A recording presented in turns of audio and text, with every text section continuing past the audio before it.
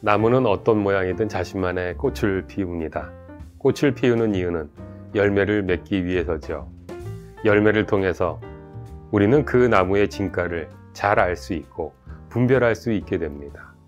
거짓 선지자는 구약과 신약에서도 많이 있었지만 우리가 살고 있는 지금의 시대에도 많이 있음을 우리는 알 수 있습니다. 이들은 하나님을 대신해서 말씀을 전한다고 주장하지만 실상은 그렇지 않습니다. 이들은 세상의 말과 사람의 말을 듣고 하나님의 뜻이 아닌 사람의 뜻과 목소리를 들으며 서서히 변질되어졌기 때문입니다. 양의 옷을 입은 이들은 겉으로는 예수를 따르는 무리처럼 해가 없는 모습을 하고 있음을 오늘 본문은 시사합니다.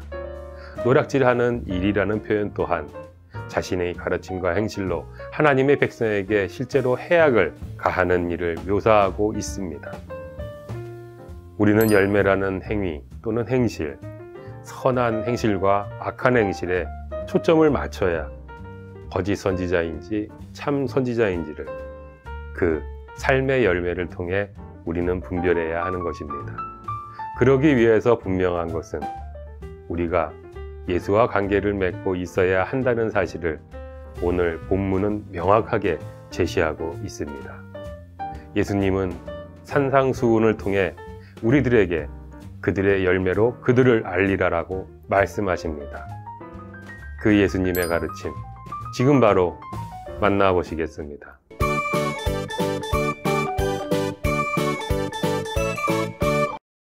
안녕하세요. 오늘의 만나 가족 여러분, 크리스찬 유튜버 정승일입니다.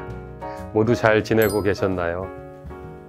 오늘도 변함없이 우리에게 주신 하늘 양식, 마태복음 7장 15절로 20절 말씀 함께 받으러 가보시겠습니다.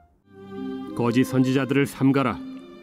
양의 옷을 입고 너희에게 나아오나 속에는 노략질하는 일이라. 그들의 열매로 그들을 알지니 가시나무에서 포도를 또는 엉겅퀴에서 무화과를 따겠느냐.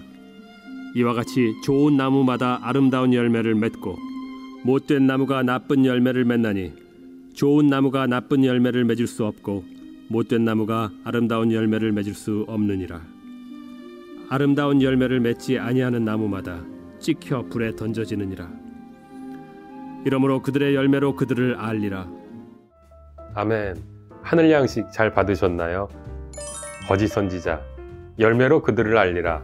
바로 시작해 보겠습니다. 예수께서는 예수를 따라 사는 사람들과 그런 사람들의 공동체인 교회가 거짓 선지자, 거짓 예언자들을 경계하라는 가르침을 주십니다. 그리고 그들의 정체성을 양의 옷을 입은, 우리가 흔히 쓰는 표현으로 양의 탈을 쓴 늑대라고 말씀을 하십니다. 그들의 겉모습은 양입니다. 어떤 의미일까요?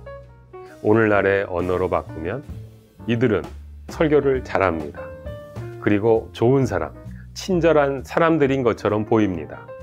쉽게 이들이 늑대라는 것을 알아채기 어렵다는 것입니다. 누군가를 속여서 무엇인가를 얻어내려는 사람들, 소위 사기꾼들이 처음에 얼마나 자신이 속이려는 사람들에게 잘합니까? 믿음까지 줍니다. 마찬가지 원리입니다. 우리식으로 표현하면 세상에 이런 목사님은 없다는 소리를 듣습니다. 그런데 이것은 위장일 뿐입니다. 그들은 결국 자신들의 가르침을 받은 사람들을 착취하고 망가뜨리게 될 것입니다. 이런 종교 지도자들을 주의하라는 말씀입니다. 실제 양들은 잘 모르겠습니다만 성경의 비유 속에 등장하는 양들은 다 잘 속습니다.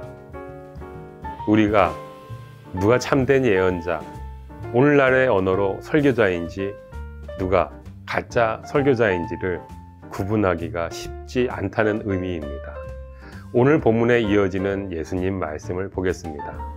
그날에 많은 사람이 나더러 이르되 주여 주여 우리가 주의 이름으로 선지자 노릇하며 주의 이름으로 귀신을 쫓아내며 주의 이름으로 많은 권능을 행하지 아니하였나이까 하리니 그때에 내가 그들에게 밝히 말하되 내가 너희를 도무지 알지 못하니 불법을 행하는 자들아 내게서 떠나가라 하리라.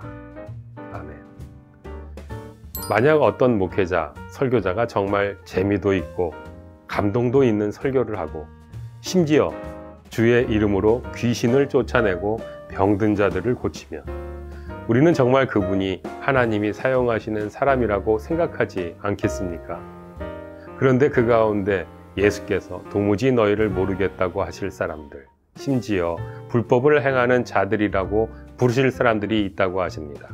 성경은 사탄이 스스로를 천사로 위장하듯 사탄의 하수인들도 자신들을 진짜로 위장한다고 합니다.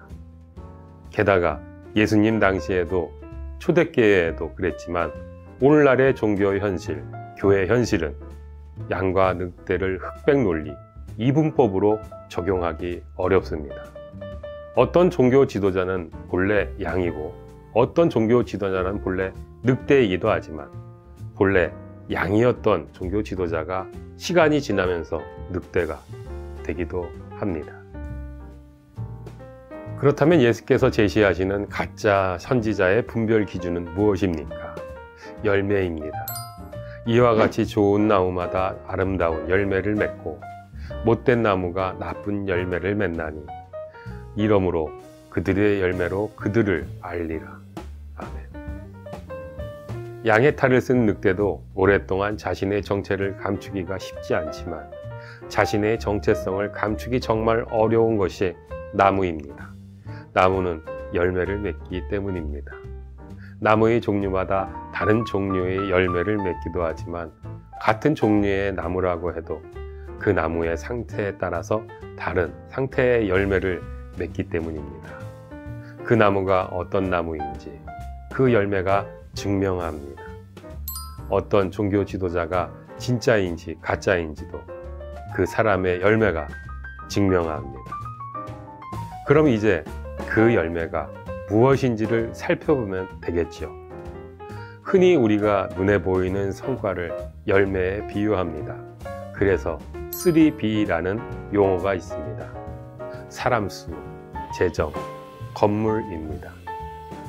어떤 목회자가 많은 사람들을 모으고 많은 재정을 갖게 되고 좋은 건물을 갖게 되면 그 목회자를 참된 목회자라고 간주하기 쉽다는 것입니다.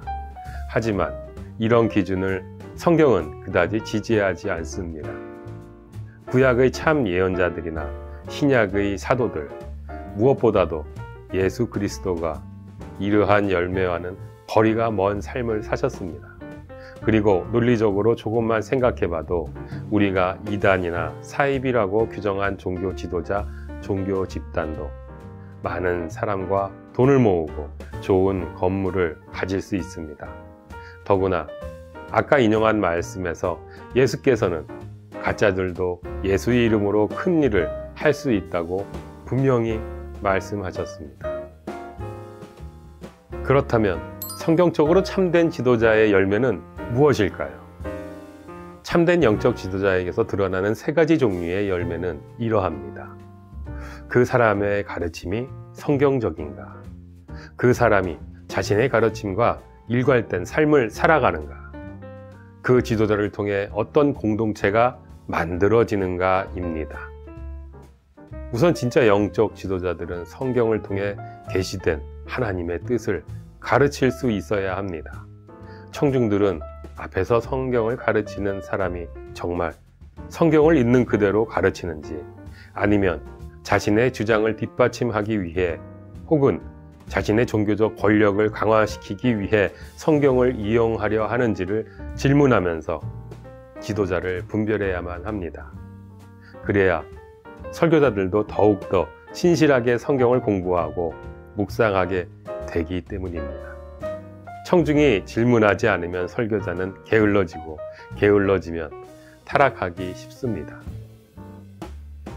잘 가르치는 것만으로는 부족합니다. 공동체는 자신들이 이끄는 지도자가 언행이 일치하는지를 분별해야만 합니다. 아무리 성숙한 지도자라고 해도 연약한 인간입니다. 완벽할 수는 없습니다. 하지만 진짜 선지자일수록 자신의 가르침과 일관된 행동을 합니다. 하지만 무엇보다도 어떤 지도자의 열매는 그 지도자와 함께하는 공동체가 어떤 공동체가 되느냐, 그 지도자와 함께하는 사람들이 어떤 사람들이 되느냐는 것입니다. 앞서 말씀드린 3B, 사람 수, 재정, 건물 등도 중요한 지표가 될 수는 있습니다. 하지만 그보다 중요한 질문은 그 지도자와 함께하는 사람들이 예수 닮은 사람들, 예수 따라 사는 사람들로 빚어져 가고 있느냐, 그 공동체에서 성령의 열매를 발견할 수 있느냐에 있을 것입니다. 어떤 지도자의 말과 행동은 장기적으로 그 공동체의 문화를 만들어가고 사람들이 생각하는 방식과 말하고 행동하는 방식에 영향을 미치기 때문입니다. 메시지 성경의 저자이며 리전트 신학교에서 영성신학을 가르치는 유진 피터슨 목사님이 쓴 불필요한 목회자라는 책입니다. 한국어로는 껍데기 목회자는 가라 라는 좀 자극적인 제목으로 번역되었는데, 유진 피터슨과 마르바 던이라는 분이 20년쯤 전에 목회의 본질이 무엇인지를 신학성경 그 가운데에서 서신서들을 토대로 쓴 책입니다. 당시 북미, 그러니까 미국과 캐나다 개신교회가 추구하는 목회자상, 목회자의 이미지가 성경적인 본질에서 너무나 벗어나 있다는 문제의식에서 나온 책입니다. 이 책은 목회자가 3가지 영역에서 불필요한 존재가 되어야 한다고 성경에 근거해서 주장합니다. 성경적인 본질에 근거해서 목회자가 되려는 사람은 성경을 벗어난 세속적인 문화와 교인들의 요구를 거부하고 저항할 수 있어야 하고, 스스로 자신이 반드시 필요한 존재가 되려는 욕망을 거부해야 한다는 것입니다. 성경이 요구하는 본질적인 정체성과 역할을 벗어난 요구에 대해 불필요한 존재가 되어야 정말 성경적인 목사가 된다는 것입니다. 위대한 지도자는 그 사람이 그 공동체를 떠났을 때 증명이 된다고 합니다. 그 사람이 없어도 되는 공동체가 세워지는 것이 가장 이상적이라는 것입니다. 이 땅의 많은 교회들이 영향력 있던 리더가 은퇴하거나 떠나면 흔들립니다. 다음 세대로 이어지지 못합니다. 우리 교회가 정말 성숙한 예수의 몸이라면 그렇게 사람 중심이 되어서는 안 된다는 것입니다. 사랑하는 여러분, 우리 교회가 거짓 선지자를 분별할 수 있게 되려면 우리는 끊임없이 예수 그리스도께 초점을 맞추어야 합니다. 예수 그리스도를 알고 예수 그리스도를 믿고 예수 그리스도를 따라 살면서 예수 닮은 사람들로 빚어져야만 하고 예수의 영향력을 받는 사람들이 되어야 합니다. 목사가 불필요한 존재가 되는 것 자체가 목적이 아니라 예수가 필요한 존재가 되는 것이 목표인 것입니다. 우리 예수는 스스로 자신을 이렇게 소개하십니다. 나는 선한 목자라. 나는 내 양을 알고 양도 나를 아는 것이 아버지께서 나를 아시고 내가 아버지를 아는 것 같으니 나는 양을 위하여 목숨을 버리노라. 예수는 우리 자신을 따르는 양들을 위해 목숨을 버리신 선한 목자이십니다.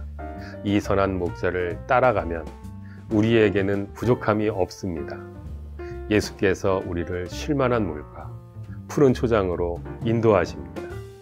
우리를 위해 이 땅에 오셔서 선한 목자가 되어주신 예수 그리스도가 우리 교회의 머리임을 새롭게 고백하는 우리 모두가 되기를 주님의 이름으로 당신을 축복합니다. 좋은 열매 맺으시는 한 주간의 삶이 되시길 기대하고 소망합니다. 저는 다음 주에 만나 뵙겠습니다. 감사합니다.